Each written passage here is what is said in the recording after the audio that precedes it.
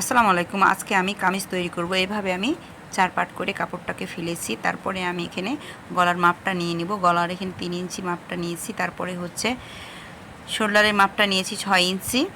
Shoulder থেকে আমি নিচে 6.5 ইঞ্চিতে একটা দাগ দিয়ে দিব। তারপরে আমি একটা রাউন্ড শেপ দিয়ে বডির মাপটা নিয়ে নেব। এখানে 10 ইঞ্চি বডির মাপ নিয়েছি, যেহেতু 40 ইঞ্চি বডি, সেই মাপ অনুযায়ী আমি এখানে নিয়েছি কোমর নিয়েছি 8 ইঞ্চি, 1 ইঞ্চি এক্সট্রা বেশি। তারপরে উপর থেকে হচ্ছে সাইড ফাড়া নিয়েছি 21 ইঞ্চি। আমি লম্বা অনুযায়ী, জামা লম্বা অনুযায়ী 21 ইঞ্চি ফাড়া নিয়েছি। তারপরে 9 ইঞ্চিতে দাগ দিয়ে এখানে আমি একটা শেপ তৈরি করে নিলাম। অ্যাকচুয়ালি আমি কামিজটা হচ্ছে আমার প্রিন্টের কাপড়ের কারণে প্রিন্টটা ঠিক ছিল না, প্রিন্ট ঠিক করার জন্য এরকম বাঁকা হয়েছে, আপনারা কিছু মনে করবেন না। তারপরে হচ্ছে আমি এখানে 12 ইঞ্চিতে দাগ দিয়ে এক্সট্রা 1 ইঞ্চি বেশি নিয়ে 13 ইঞ্চিতে একটা দাগ দিয়ে নিলাম, যেহেতু এটা ঘের হবে। এখন আমি একটা স্কেলের সাইজে দাগ দিয়ে নিব। এইভাবে আপনাদের কাছে স্কেল থাকলে খুব সহজেভাবে একটা দাগ দিয়ে নেবেন, তাহলে বাঁকা হওয়ার সম্ভাবনা থাকবে না। আর যদি নাও থাকে তাহলে আপনারা একটু প্রসেস করে ফিতা দিয়ে তারপরে কিন্তু এইভাবে দাগ দিয়ে নেবেন। এখন আমি দাগ অনুযায়ী কাপড়টা কেটে ফেলব। এরকম সুতি কাপড়ের কিন্তু অনেক সময় প্রিন্টের কিন্তু বাঁকা বাঁকা ছাপ হয়, যার কারণে আমাদের কামিজটা তৈরি করতে অনেক সমস্যা হয়ে যায়। আপনারা একটু খেয়াল করে দেখলেই বুঝতে পারবেন আমি কিভাবে করে কাপড়টা কেটেছি আর কি। তারপরে আমি এখানে কিন্তু গলার মাপটা নিয়ে নেব। এটা পিছনের গলা, এটা যেহেতু পিছনের গলাটা একটু ছোট করব আর সামনের গলাটা একটু বড় করব। আমি এখানে কিন্তু গোল গলা দিয়েছি, আপনারা যে কোনো ডিজাইনের একটা গলা তৈরি করে নিতে পারবেন, কোনো সমস্যা নাই। তারপরও যদি বাঁকা মনে হয় তাহলে আপনারা এটাকে ভিজিয়ে নিয়ে তারপরে শুকিয়ে রোদ্রে শুকিয়ে টান দিয়ে দিয়ে কাপড়টাকে আয়রন করে নিতে পারবেন, এতে আরও সুবিধা হবে। আমি এটা আপনাদেরকে বোঝার ক্ষেত্রে বলছি আর কি, আর সুবিধার জন্য সবচেয়ে বেশি ভালো হবে সব এইভাবে তৈরি করলে আর কি।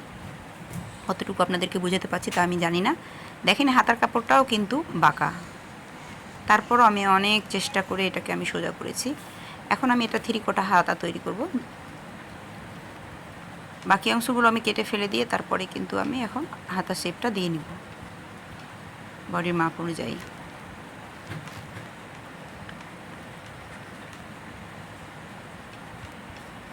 ভিডিওটা ভালো লাগলে অবশ্যই একটা লাইক দিবেন, আর চ্যানেলটি সাবস্ক্রাইব করা না থাকলে অবশ্যই চ্যানেলটি সাবস্ক্রাইব করে পাশে থাকা বেল আইকনটি বাজিয়ে দিবেন, আর একটু বন্ধুদের সাথে বেশি বেশি শেয়ার করবেন। এখন আমি এটা আপনাদেরকে দেখাচ্ছি কীভাবে করে গলাপুটিটা আমি বসাবো। আমি কিন্তু এখানে মেশিন সেলাই যেয়ে আমি আপনাদেরকে এটা দেখাতে পাচ্ছি না, কারণ হচ্ছে যে আমার যেখানে সেলাই করি সেখানে একটু সমস্যা হয়েছে, যার কারণে আমি ভিডিওটা সেখানে করতে পারতেছি না। এখানে আমি কিন্তু এভাবে একটা পাইপিং দিয়ে নিব, গলাপুটি দিয়ে নিব। এভাবে গলাপট্টিটা সেলাই দেওয়ার পরে তারপর আমি একটু একটু করে কেটে এখন আমি সেটা হাতের ভাঁজে আমি আয়রন করে নিতে পারি, প্লাস এটা বসিয়ে নিতে পারি। যাদের আয়রন আছে বসিয়ে নেবেন, আর না থাকলে এভাবে করে হাত দিয়ে চেপে বসিয়ে নিলে সবচেয়ে বেশি সুবিধা হয়। আর আপনারা যদি মনে করেন যে আমি মেশিনে সেলাই দিব তারপরও দিতে পারেন, কোনো সমস্যা নাই। এটা হয়ে যাওয়ার পরে দুই দিকে পাটে আমি একইভাবে সেলাই দেওয়ার পরে এখন আমি শোল্ডারটা এইভাবে লাগিয়ে নিব। গলাপুটির সাথে এইভাবে করে মিল করে দুই দিককার শোল্ডার আমি লাগিয়ে নিব। শোল্ডার লাগা হয়ে গেলে তারপরে কিন্তু আমি সাইড সেলাই করে নেব, বডির মাপ অনুযায়ী সাইডটা সেলাই করে নেব। আর সাইড সেলাই করা হয়ে গেলে তারপরে কিন্তু আমি ফিতা দিয়ে মেপে দেখে নিব যেটা ঠিক আছে কি না, তাহলে কোনো সমস্যা হবে না যে বডির সাথে এটা সেট হবে কি না। এখন আমি কামিজের মূল ইম্পর্টেন্ট কাজ হচ্ছে সাইডের সেলাই। সাইড সেলাইটা এমন একটা সেলাই যেটা হচ্ছে আপনি সঠিকভাবে না করলে কিন্তু দেখতে ভালো লাগে না। তা সেক্ষেত্রে আমরা কি করব, এভাবে একটা ভাঁজ দিয়ে নেব। যদি মোটা কাপড় হয় তাহলে একটু ভাঁজ দিয়ে নেবেন, আর যদি একটু চিকন কাপড় হয় কিংবা সিল্ক কোনো কাপড় হয় তখন কিন্তু, কিংবা জর্জেট কোনো কাপড় হয় তখন কিন্তু আপনার একটা আয়রন দিয়ে চাপ দিয়ে বসিয়ে এইভাবে করে চাপ দিয়ে বসিয়ে আয়রন দিয়ে নেবেন। তাহলে কি হবে, এটা একটা ভাঁজ হবে। ভাঁজ অনুযায়ী আপনারা সেলাইটা করবেন। এইভাবে দেখেন ভাঁজটা কত সুন্দরভাবে হয়েছে। এটা তাহলে কি হবে, ছোট বড় হয়ে যাওয়ার সম্ভাবনা থাকবে না, কিংবা বাঁকা হয়ে যাওয়ারও সম্ভাবনা থাকবে না। তারপরে তখন আমি নিচের দিকে পরে সেলাই করব, কারণ কি যে অনেক সময় দেখা যায় যে সাইড সেলাই করার পরে নিচের দিকে একটু কোনা বের হয়ে যেতে পারে, তখন সেগুলোকে কেটে আমি এইভাবে করে দুই পাটের এক সমান করে সেলাই করে নিব। তাহলে মাশাআল্লাহ আমার এটা সুন্দর কমপ্লিট হয়ে যাবে।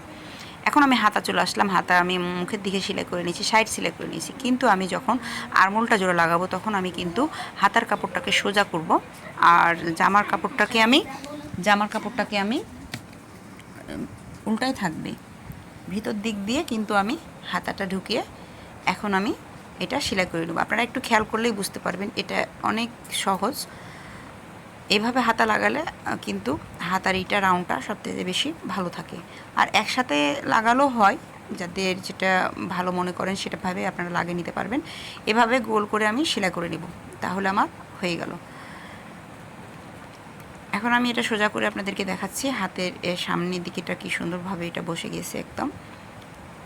এই যে অ্যাকচুয়ালি এভাবে হাতাটা লাগালে কি হয় যে হাতের সেলাইয়ের সাথে বডির সেলাইয়ের টান ধরবে না। যারা নতুন তাদের ক্ষেত্রে এটা সবচেয়ে বেশি হয়, কারণ আমারও হয়েছিল ক্ষেত্রে। আমি আপনাদেরকে এটা বুঝাচ্ছি আর কি। তো আপনারা এইভাবে লাগার চেষ্টা করবেন। এই যে দেখেন মাশাআল্লাহ একদম সোজাভাবেই উপরের পাট নিচের পাট একদম মিলে গেছে। এখন আমি এটা আয়রন করে নিয়ে আপনাদেরকে আমি দেখাচ্ছি এটা কত সুন্দরভাবে এটা সেলাইটা বসে গেছে। এই যে দেখেন মাশাআল্লাহ অনেক সুন্দর হয়েছে। এতক্ষণ আমার সাথে থাকার জন্য সবাইকে ধন্যবাদ। সবাই আমার জন্য দোয়া রাখবেন, আমিও সবার জন্য দোয়া রাখি। জাযাকুমুল্লাহ। আসসালামু আলাইকুম ওয়া রাহমাতুল্লাহ।